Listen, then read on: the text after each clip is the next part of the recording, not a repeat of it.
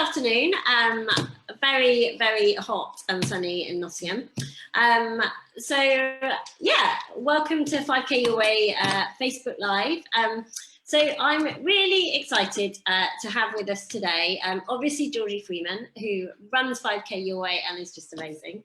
But also Lizzie Paddock, who has been involved with 5K Your Way since day one.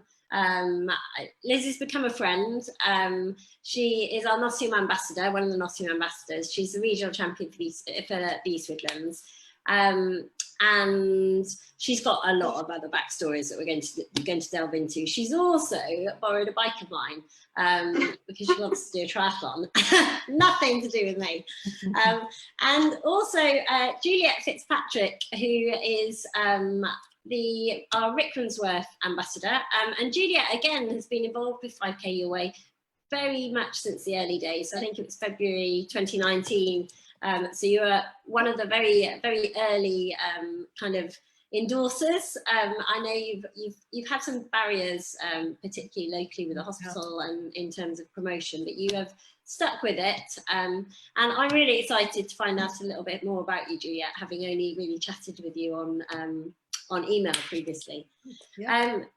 So what the focus of today is going to be about is moving on or moving forwards after a cancer diagnosis, and it's something that I've reflected on quite a lot recently. So I treat sarcomas and testicular cancers, and just recently I've started doing a bit of breast cancer, and it struck me particularly for the ladies who've had curative treatment for breast cancer, how they finish their treatment and they're just sent on their way.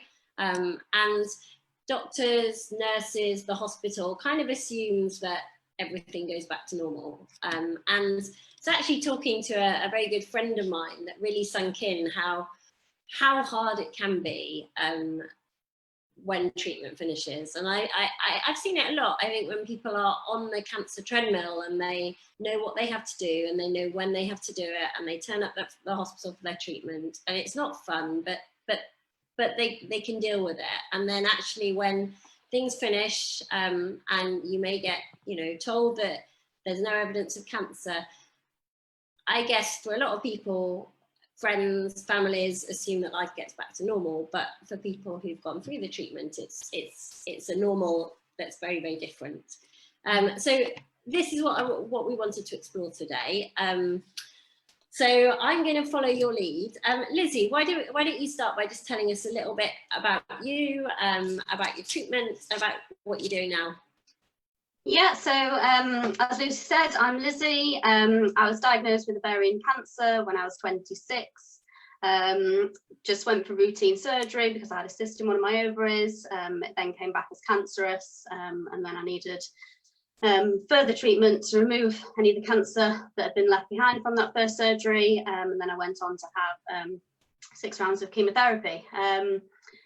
So I kind of finished treatment maybe September 2017. I just finished a 10-year degree at university to become a psychologist, had submitted that in the January and then got diagnosed in the February. So kind of I was ready to start my career as a psychologist after so many years of studying, and everything got put on hold.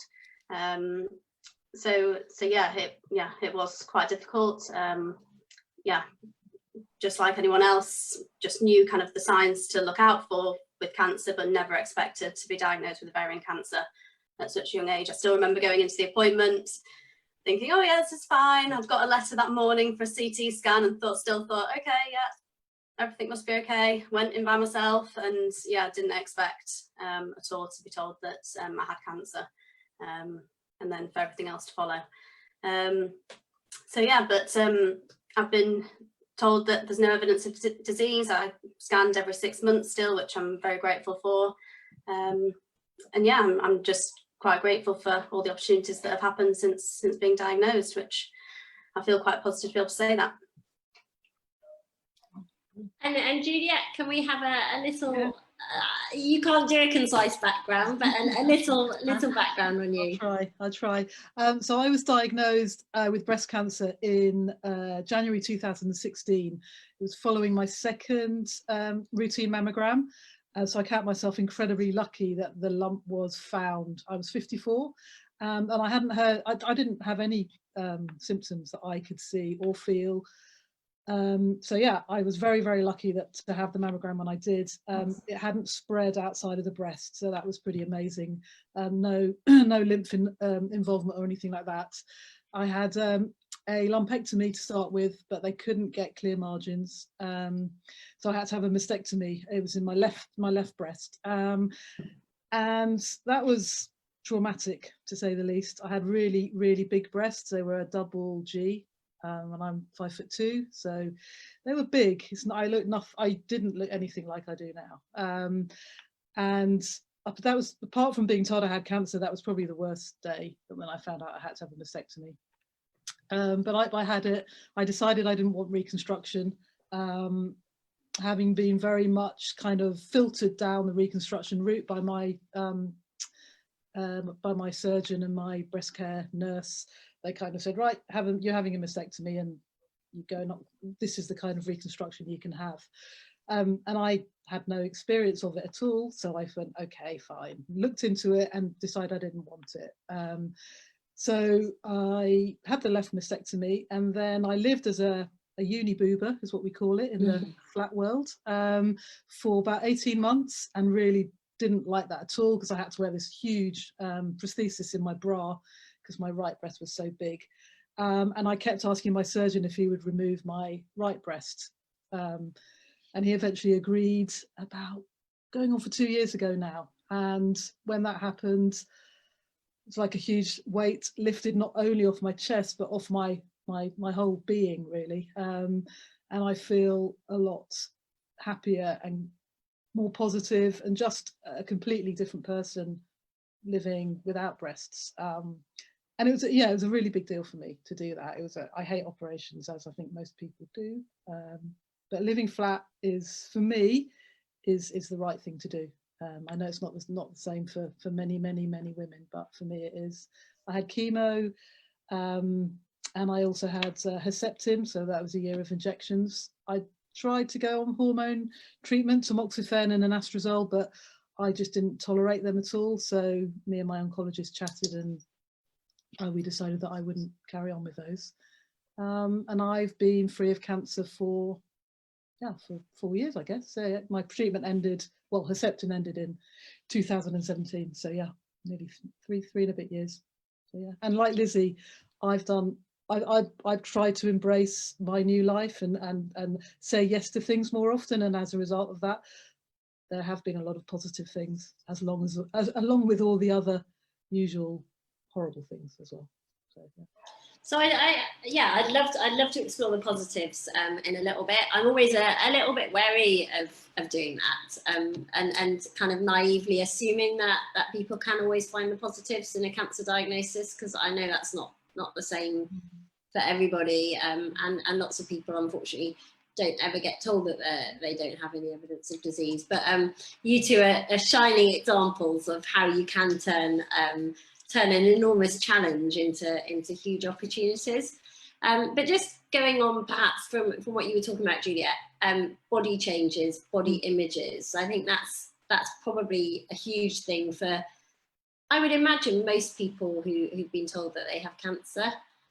Juliet, just talk a little bit about you said that the decision to go flat, I can't remember your exact words, but was one of the best decisions that you made. Talk us through that a little bit. It's complicated. Like I said, I had really large breasts, and I thought that they were a big part of who I was, my femininity, my identity. I was always known as, Juliet, she's got big breasts, she's so little, but she's got these huge breasts. And that was me. I breastfed my children, and there's a lot of stuff wrapped up in, I think, women's breasts. And so for me to have that mistake, to be told I had to lose that breast was shocking, actually, and very traumatic.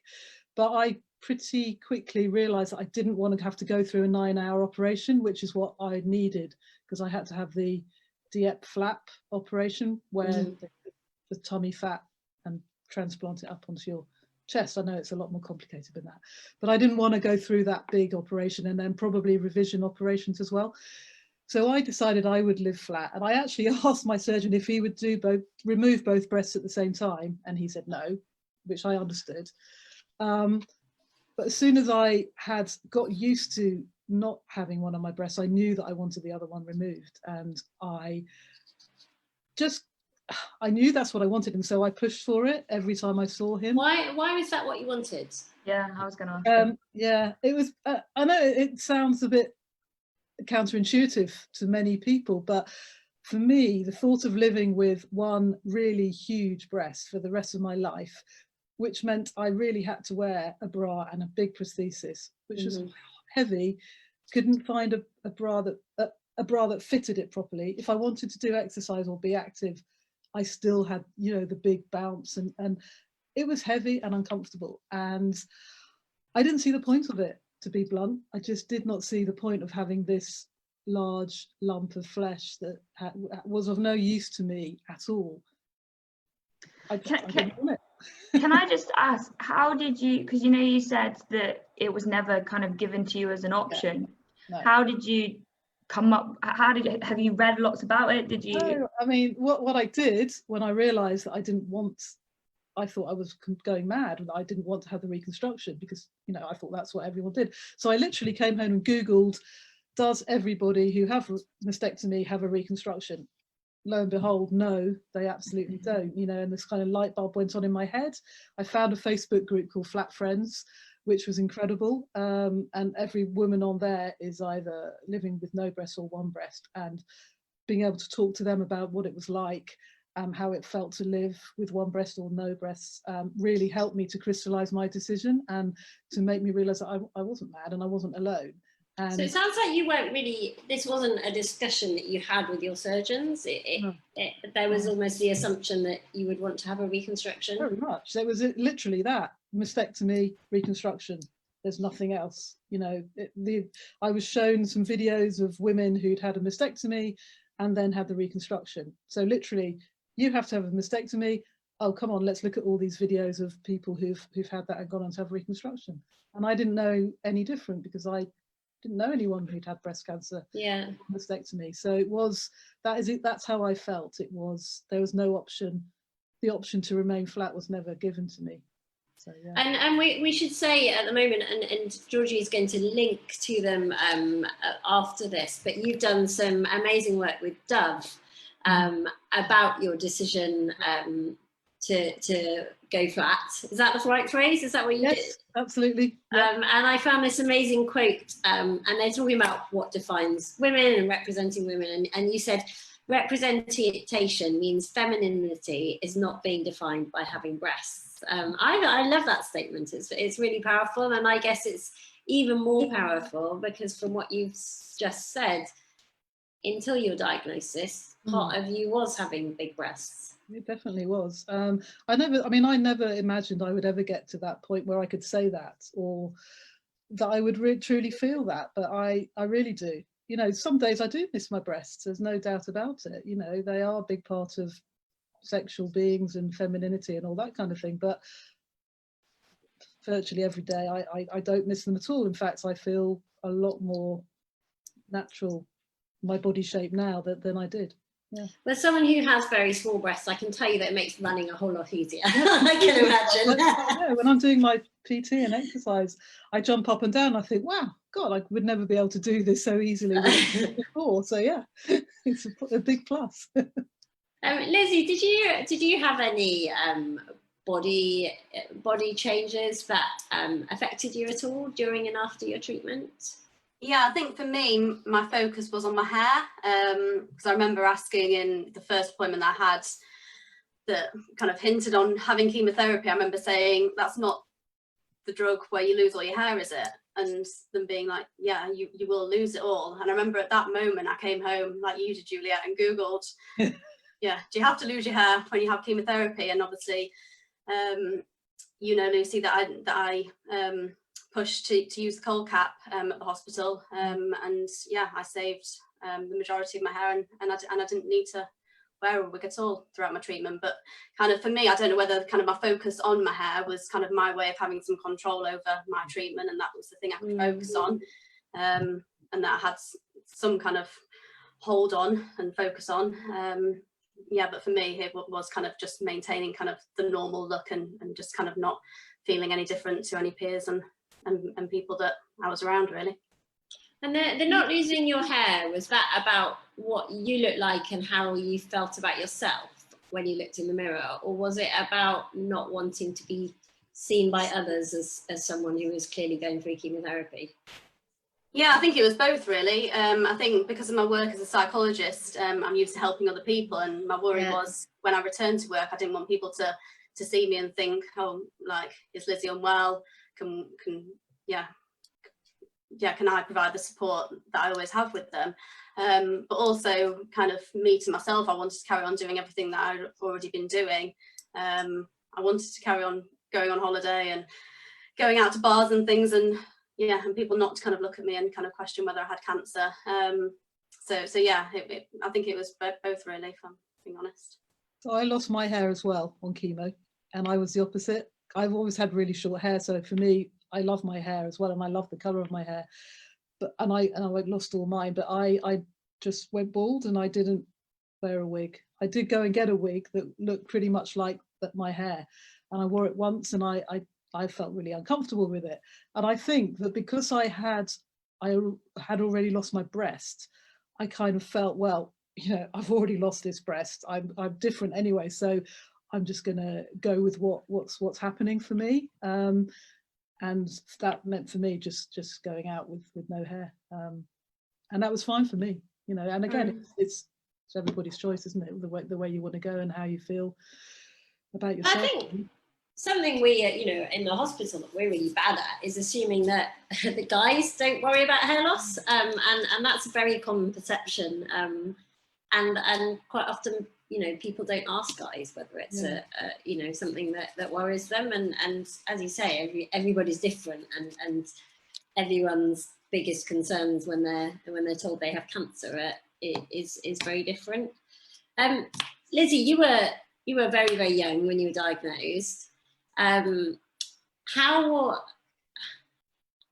did you tell your family? How did you tell your friends? And perhaps I'd love to find out a little bit about how friendships have changed. Or I know you've got some very, very good friends that you made since cancer. Tell us a little bit about that. So yeah, as I said, it came as a complete shock being diagnosed with cancer. I remember calling my best friend as soon as I left the hospital that day and trying to tell her over the telephone, and I still kind of replay that moment when you're trying to explain what's just happened, because you're still trying to understand it yourself. And then I remember going home and trying to tell my dad, and my dad's not one with feelings at all, and he was straight away like, no, I'm going to go and walk the dog, I'll be back in half an hour, and that was his way of managing it. But yeah, I think different friends took it differently. I think it's a time when you kind of see kind of the support and love that is out there for you. And yeah, it is quite overwhelming when you are diagnosed to kind of realise that and kind of see everyone kind of rally behind you.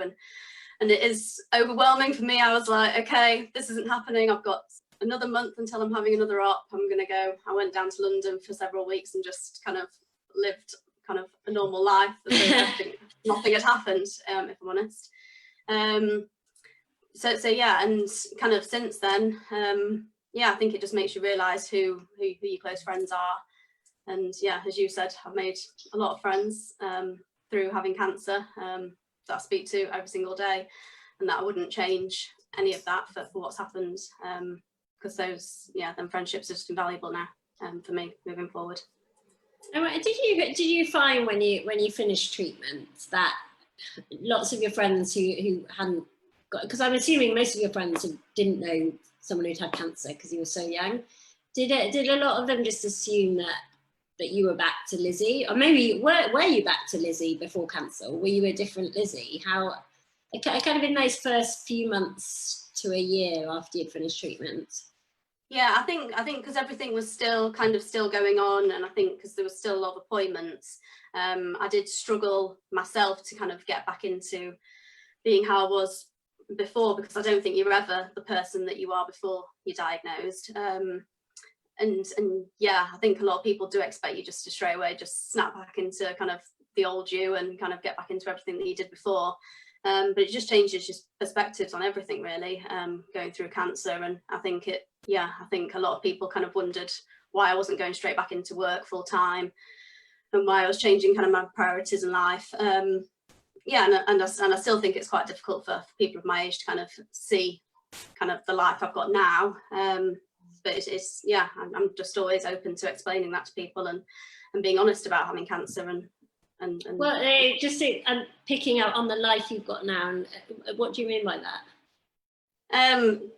Just yeah, I'm just a yes person to most things, as you know. Lizzie, do you want to do a triathlon? Yeah. Or a bike? Yeah, okay. I just feel like a lot of things that have happened since having cancer I just would never have done before. Kind of going through kind of years of being at university, I always thought, okay, I've got to go into full-time work now to kind of be the career person that I've kind of worked towards. And yeah, as soon as I finished treatment, I was like, I don't want to go back full-time. I'd rather do part-time, so I can be there for the people that I've met through treatment, go to appointments with them like they have with me. I want to carry on all the things that I've started to enjoy through having cancer, all the exercise, all the volunteering that I've started, and I didn't want any of that to stop, just because I was back to kind of normal me again. So it sounds like your priorities changed quite dramatically because of that, because of your diagnosis. Yeah, and I think it does take a long time for people to realise that, and kind of people around you to kind of see that you've got this kind of different perspective on life, that different things matter. Kind of work matters a lot less. Did people challenge you on that, on not going back to work full time? Yeah, and yeah, even family still kind of question, oh, are you not wanting to take on another part-time job? And I'm like, no, I'm very happy. Yeah, I still think people still question it, because I guess people now think I should still go back to the old me, having been cleared of cancer now for several years. But I know that's just not what I want to do, and yeah, I'm adamant about that. So for those of you listening, Lizzie doesn't just sit out in the sun with her feet up all day, every day. She's just, fairly recently completed a PhD. She obviously does a huge amount of work for 5K Your Way, completely volunteering. She volunteers for the Samaritans, and you do some grief counselling as well. Yeah. So you quite like me, perhaps, you might not be paid for work, but I would say that a lot of your life is made up by work, although it's just not an official job title. But it's all things I enjoy, and I always stand by that. If it gets to a point where I don't enjoy what I'm doing, then I'll change it, and I'm happy to do that. But everything that I do because I enjoy doing it, and I enjoy, the different things that I am involved in. So I think this is a huge positive, that I guess, I feel very fortunate, because I had some time out as a professional triathlete, and before that I was climbing the career ladder, but actually taking that step back made me reevaluate what I want from life. And what you've just said, Lizzie, it's so deep in my heart that you should do things because you want to, not just because you can. And I work part-time, I get paid less, but it means I have time to do things like this. And I guess that was what I was hoping might come out of lockdown for a lot of people. It's a forced kind of re-evaluation of priorities. It seems that it's very easy. Lockdown's perhaps not as significant in that, and actually probably most people are just going to get back to life as it was beforehand. Juliet, did your priorities change? Is the after cancer you different to the before cancer you? I think it is in some ways. In terms of my work and my career, I worked up to the time that I had my first child, who's now 28. But I really wanted to be a full-time mum. And I was very fortunate in that my partner you know, he had a good enough job that paid enough so that I didn't have to go to work. And I very much focused on my kids for, well, till they probably left home, really, went to uni. So I was still really trying to find what I wanted to do post kids. I found the empty nest really, really difficult and really challenging. It really threw me, actually, for quite a long time. So I was just coming out of that and thinking what I wanted to do, and, you know, thinking about maybe writing, which is what I really enjoy doing, getting back into some kind of sports development work, or, you know, something like that. And then, so I've worked part-time, but I've been at home essentially, you know, and so post-cancer, I again tried to reassess what I wanted to do, but I knew really that I didn't want to get a job, a full-time job, and I wanted to focus on volunteering and, again, doing the things that I really enjoy doing, but that would mean that I could give some of the things that I've learnt through cancer and you know, what it's like once you finish treatment, to other people. So I volunteer for breast cancer now. On a couple of their services. I do work on their moving forward course, which is, you know, just what we're talking about. So, you know, once the women have finished their active treatment, they, like me, felt that they'd fallen into an abyss quite honestly. And often, you know, you're kind of on that treadmill of treatment and seeing your doctors and your specialists, and then all of a sudden it's like, oh, okay, well, what do we do now? And I found my mental health really suffered at that point, because I didn't have the focus of having to go to the hospital all the time for treatment and seeing people, and my lovely doctors and my oncologists who always were there to kind of, you know, lift me up and tell me, you know, guide me in the right direction. So I volunteer on that course, where we have about 8 women, usually 10 women, and they meet, you know, come together for 4 weeks, 1 day a week, and we just talk about all the changes that are going on in the bodies and the mind, and exercise, nutrition, you know, relationships. I really enjoy that, and it helps me as much as it helps them, I think, because, you know, it's just meeting people that are in the same situation or have been in the same situation. And then I also volunteer for this telephone peer-to-peer support called Someone Like Me. Obviously do this 5K Your Way, and I started growing flowers in my garden, you know, from seed, which I absolutely love, and it's like, this time of year is amazing. They're all flowering. I do a lot of exercise now. Sports always been really big in my life, but in the run up to cancer, and I suppose since I had my kids, I didn't do as much as I did before. But now I'm really passionate about exercising as much as I can. So yeah, I do think I've changed. You know, I do advocacy, I do campaigning, I do so many things that I would never have done before. Wouldn't have had the courage, I think, to have got involved in so many of the things that I have. So yeah, I definitely have got braver, I think, in some ways. I'm still a little scared in other ways, but, you know. You both give a lot emotionally to other people. When I just think what you both do in your free time, in inverted commas, it's all about helping other people struggle with difficulties that they might be encountering. And do you think there's a little bit that and you kind of alluded that doing that is actually helping you as much as it's helping them? Yeah, I feel that it really does help me. It just gives me a focus, because I don't have a job, you know, I don't have a job that I go to or that I have to do.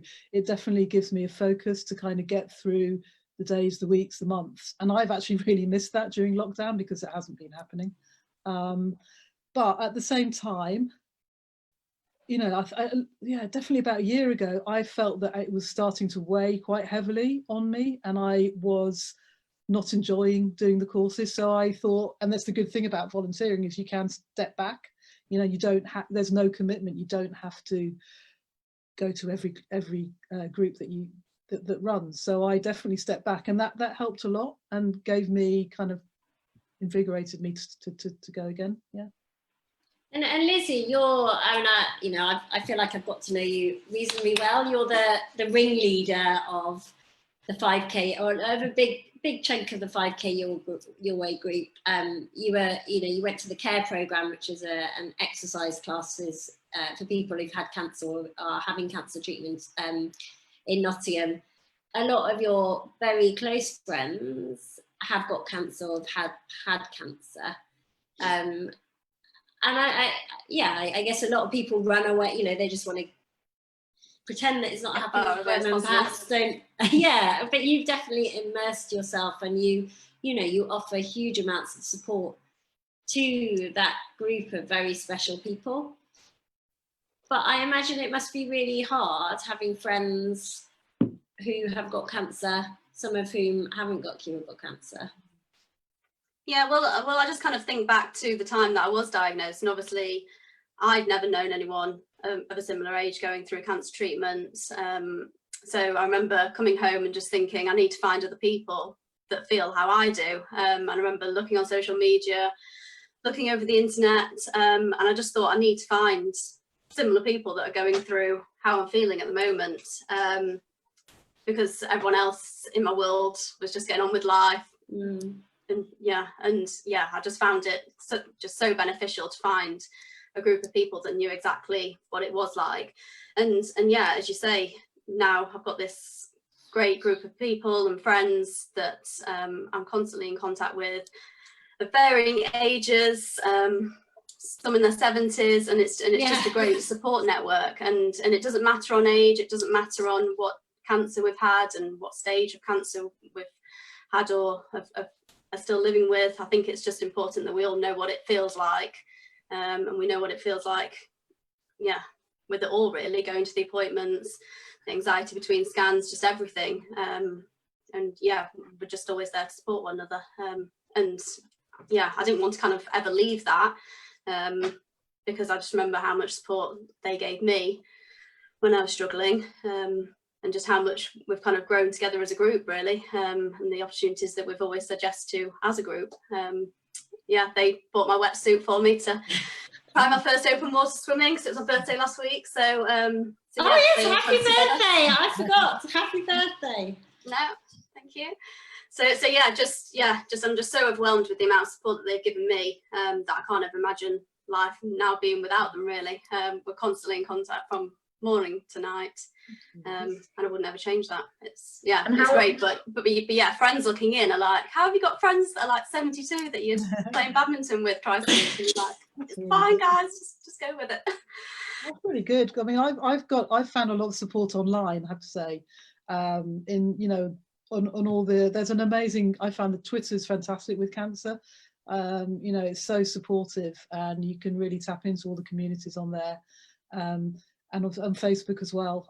So for me, the online community has been the one that I found really supportive as well. Haven't managed to quite get as involved with you as physically face to face, but social media has been really, really good, I think.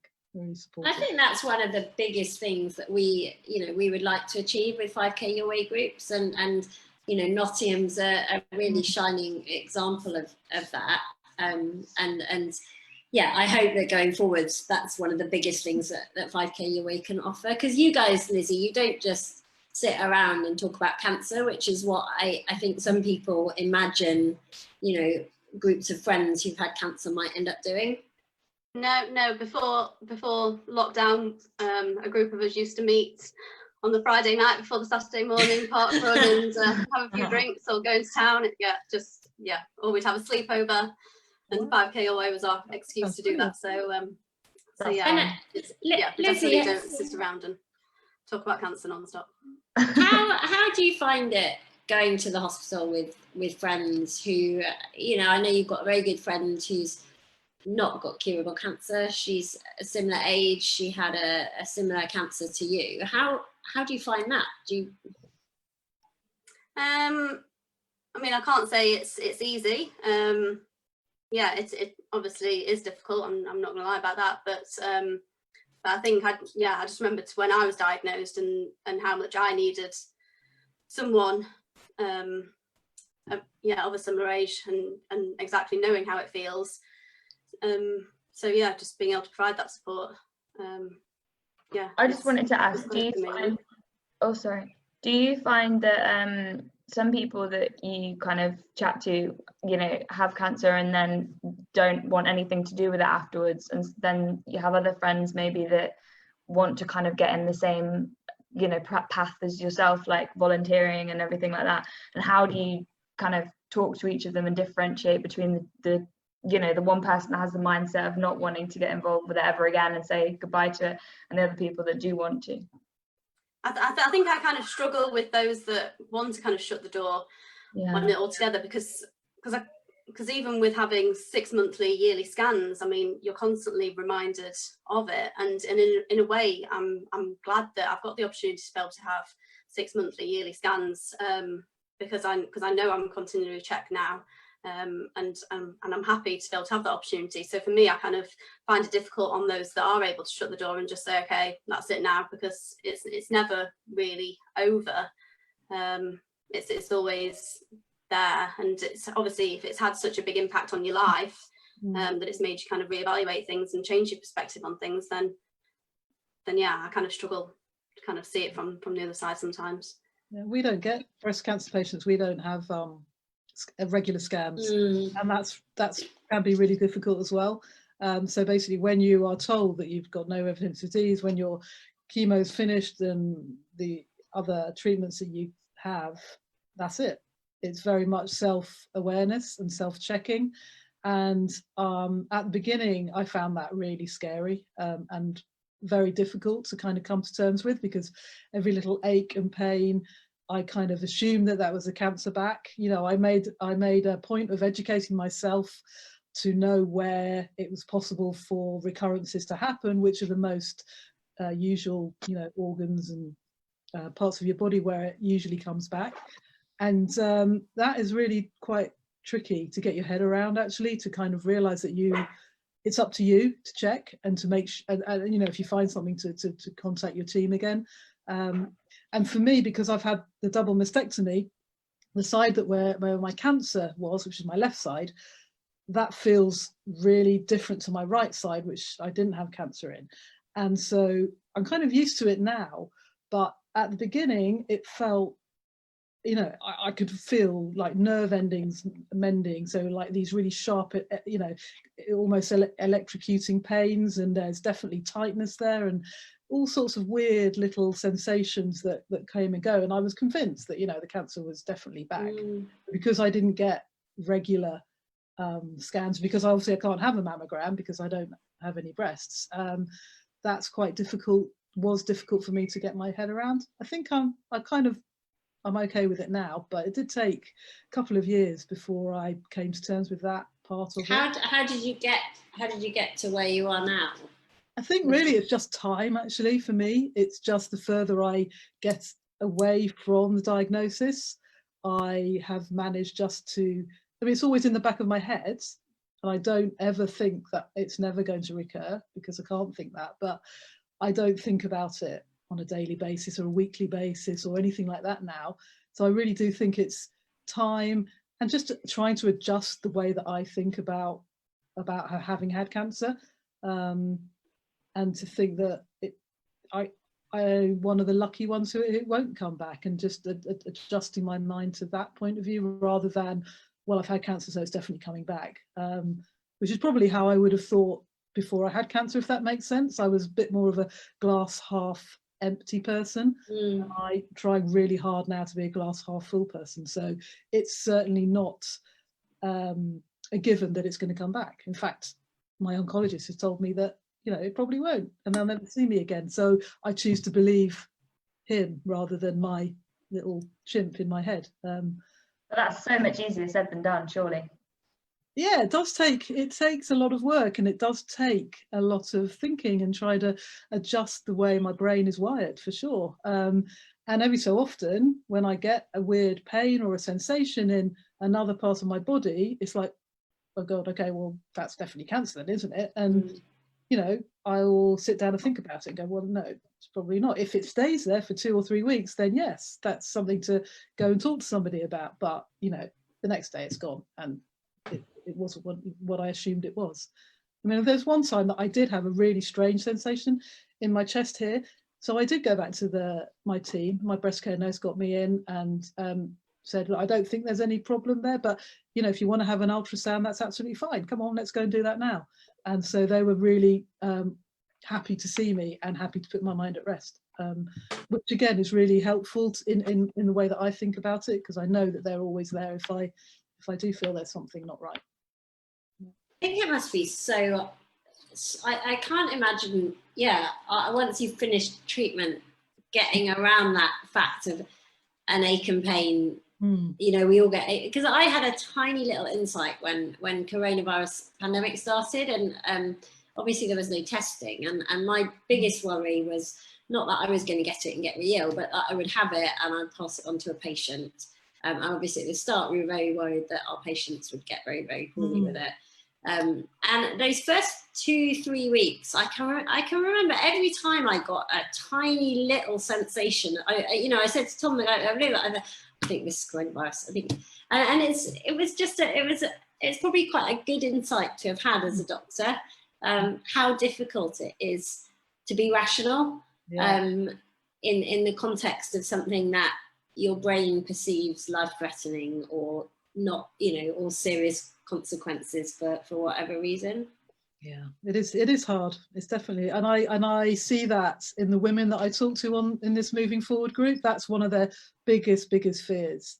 And I think the fact that I'm sitting there as somebody who is 4.5 years on is a real comfort to them, because I can talk to them and say, well, yeah, I really felt like you. My first year, 2 years, I was, that was my first thought, that it was definitely going to recur. But and I usually tell them that what I've said here is that the further I get away from the diagnosis, the little noise in my head is quieter and doesn't pop up so often. But I know it's always there. And I think that's probably something quite positive for people who've recently perhaps finished their treatment, to hear that it does get easier with time.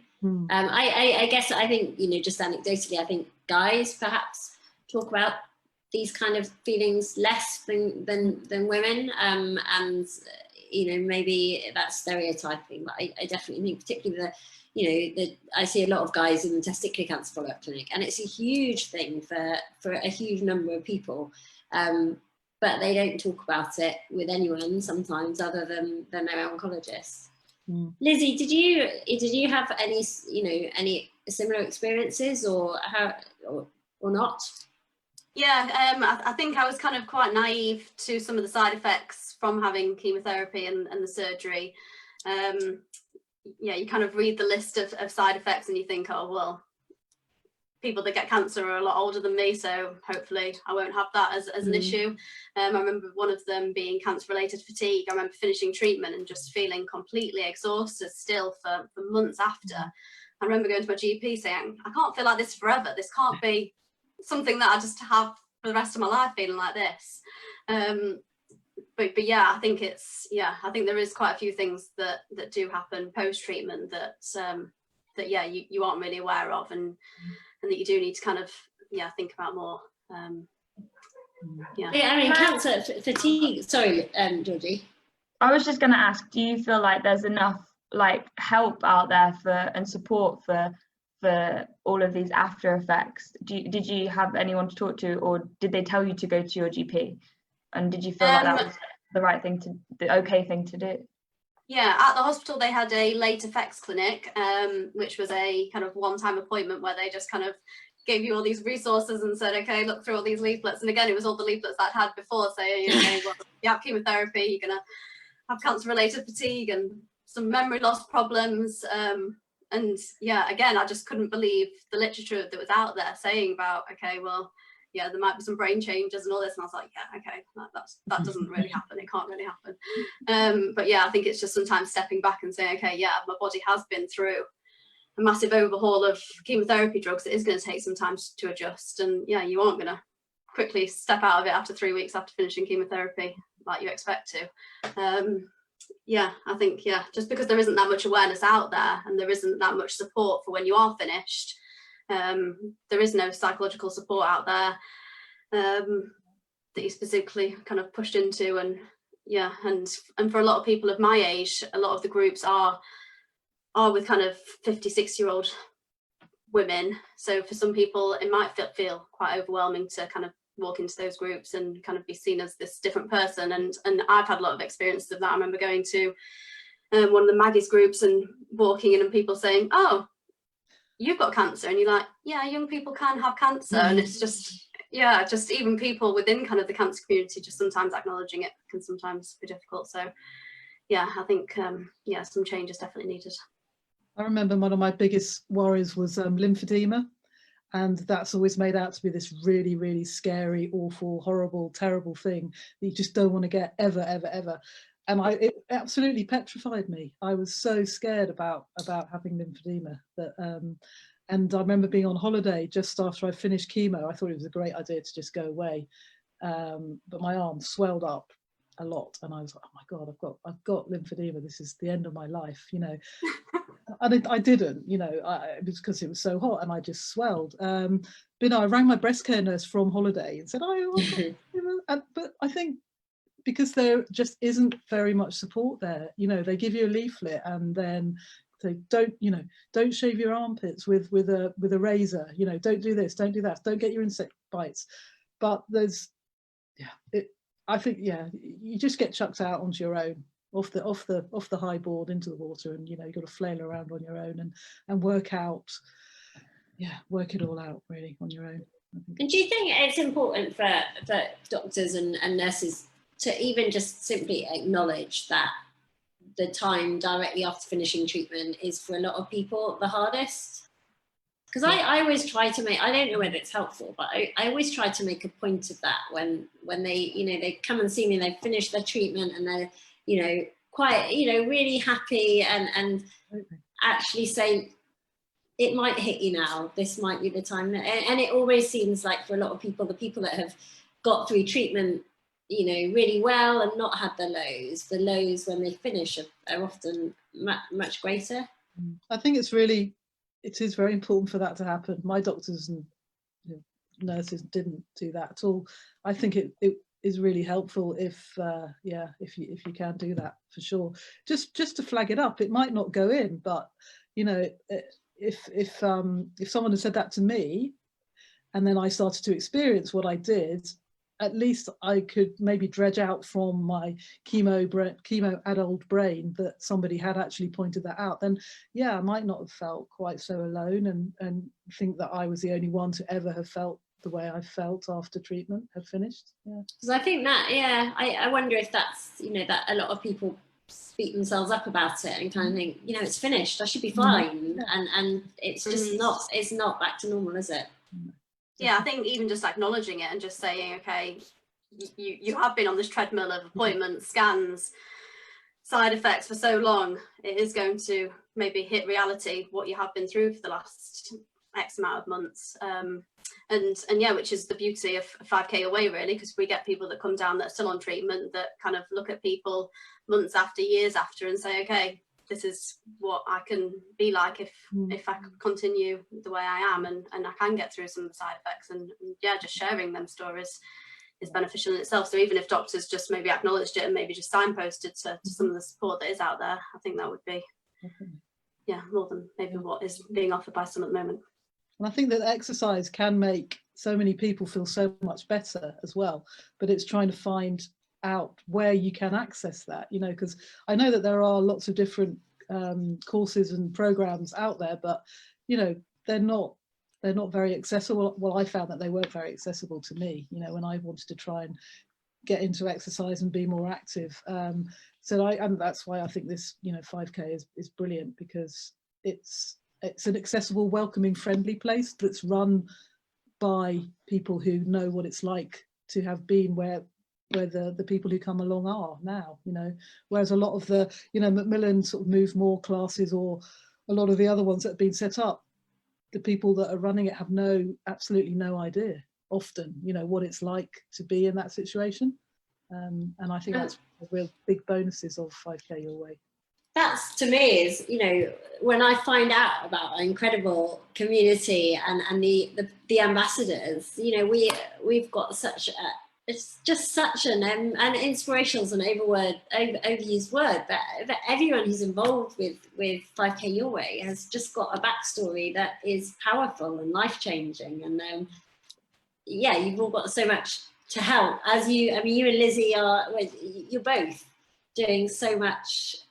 You've used your diagnosis to change yourselves, but also to help so many other people. Yeah. What are the... and I think for some, saying that there's a lot of positives from having a cancer diagnosis, I think for some it's kind of, really, I mean, you want to say that? And yeah, I fully understand that it must be quite difficult for some people to accept that, but yeah, but for me, I can't imagine not having the people in my life that I've had since having cancer and the experience that I've had since having cancer. Yeah, I just can't imagine it being any different now. So, Lizzie, we haven't really touched on it, but you were very young when you had cancer, and fertility must have been something that was brought up and was a big thing. Can you talk a little bit about that? Yeah, so obviously, as I was diagnosed with ovarian, my initial reaction was, okay, am I going to have a hysterectomy? And obviously, as it is normally prevalent in women over the age of 40, that is normally the treatment plan that is given. But thankfully, my surgeon, yeah, when he did surgery, he only had to remove one of my ovaries, so thankfully I've still got one. So when I finished treatment, I kind of looked at what options were out there for me for fertility, because I thought, okay, I'm continuing having scans. Let's say a similar situation happens in my other ovary, or I get to a point where they think, okay, let's just remove the ovary to reduce any ongoing risk.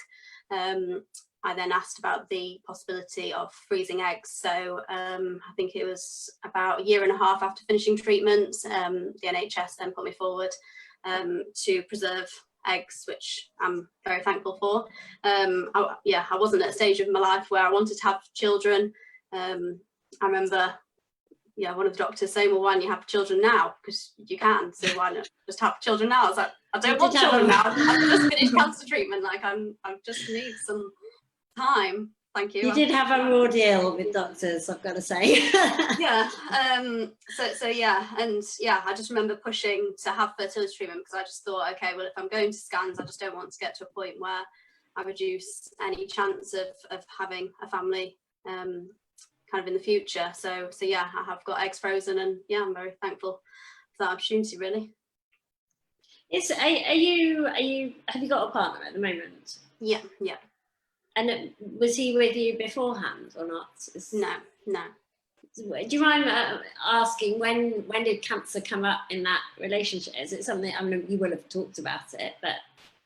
Yeah, I remember, yeah, it was quite difficult, mainly because obviously on social media, if you kind of Google my name, it might come up with kind of 5K Your Way. So I thought kind of initially, okay, I need to tell this person what's on, because I don't want someone to find out and just kind of read about it. I'd rather kind of say it from my perspective.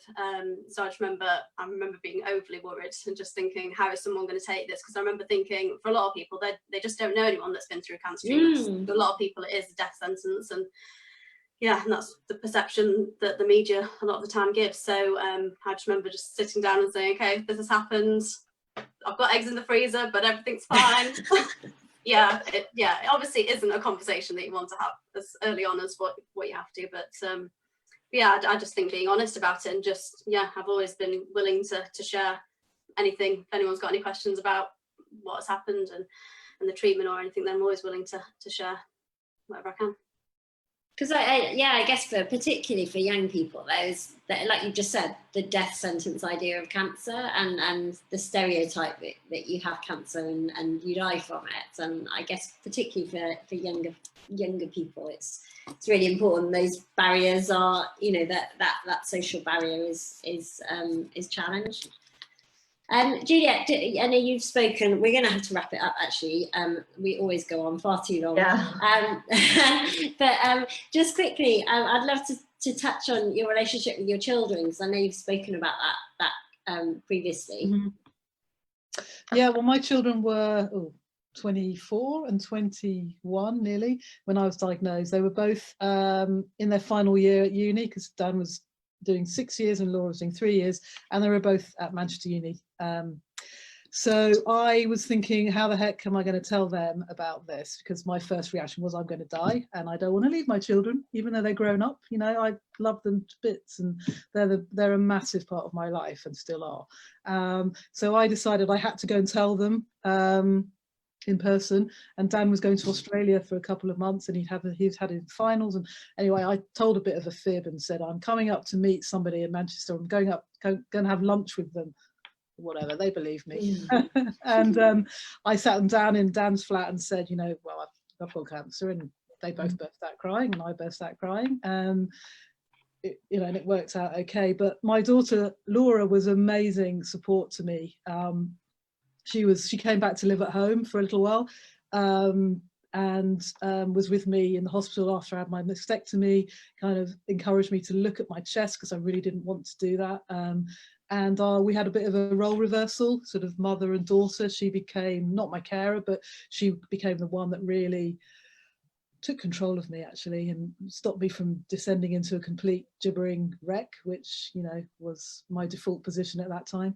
And I definitely couldn't have got through without her, and my husband as well. He was amazing, but he was having his own struggles at the time, which I won't go into. But yeah, he had to have open heart surgery at the exact same time that I was. Oh golly, gosh. Well, that's another story. So yeah, so she was amazing. She was brilliant, and Dan was brilliant. He rang me every day from Australia.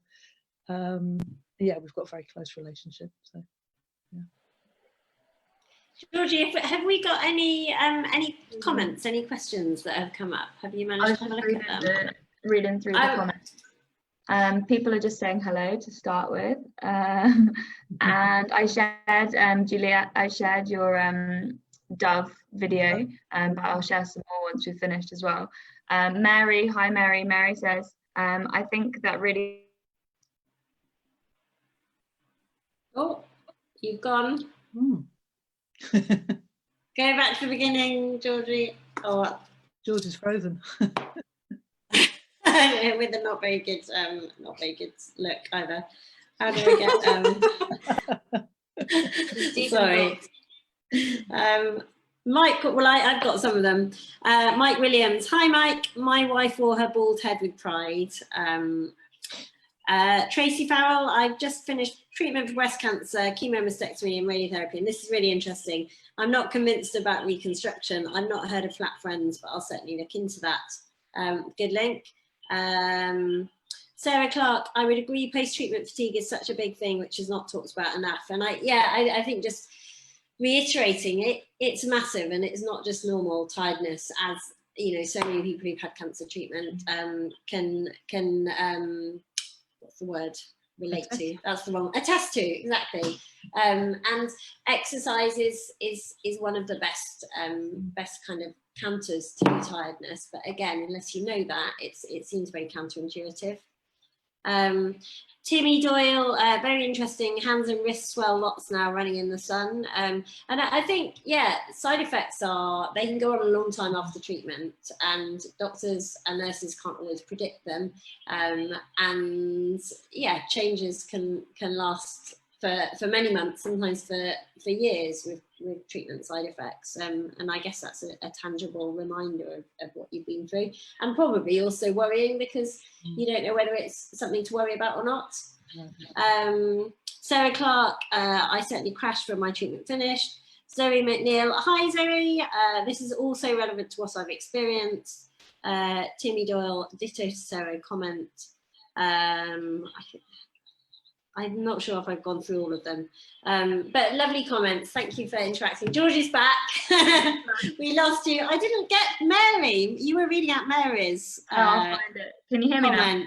Yeah, we can. I think sorry. I've only got a few of them. Mary said, I think it really highlights the time of diagnosis that it's hard to find information, and having friends sounds amazing, but it's not common knowledge. I think she's talking about when we were saying about what happens after diagnosis, and not having and she said like about losing control, if you could do something positive when you still have control. And I think that's, you know, that's another thing with exercise. It's a little bit of a way to get back some control, isn't it? Lizzie and Juliet, you are both shining examples of how you can deal with a life-changing diagnosis and come out, I would say, more rounded, more full of life, perhaps change, certainly living the life that you really want to live rather than being on a treadmill that you might have been on previously. Have you got anything that you'd like to add that we haven't talked about, or perhaps words of advice to anyone who might be struggling with the aftermath of a cancer diagnosis and treatment course? For me, I guess, take your time if you have time to treatment options and decisions. It's not always possible to have that time, but you know, have some time and try and talk to as many people as possible, whether that's your doctors or friends or family, or sometimes Google is actually really helpful to find sort of social media and you know, groups of patients who've been through that. And just I don't really know. Everyone's so different, aren't they, about how they react, but that's kind of what I did.